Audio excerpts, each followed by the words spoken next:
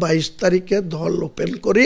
ইঞ্চিতে ইঞ্চিতে জবাব মমতা ব্যানার্জি পাবে। তার দলের যারা ছোট বড় মেজো সেজো অনেক বড় বড় নেতা হয়ে বসে আছে, যে মমতা ব্যানার্জিকে সবথেকে দুর্নীতিগ্রস্ত আখ্যা দিয়েছিল, সেই কুণাল ঘোষ এখন খুব গলাবাজি করছে।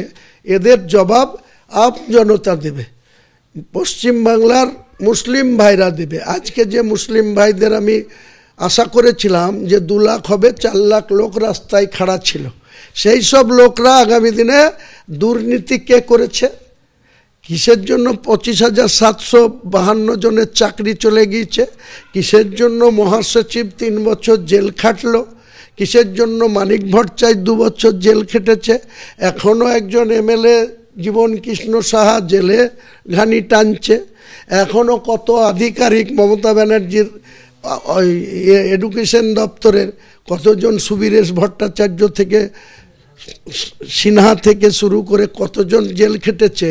চোরের মায়ের বড় গলা, চোরের মায়ের বড় গলা কুণাল ঘোষকেও বুঝাবো, মমতা ব্যানার্জিকেও বুঝাবো।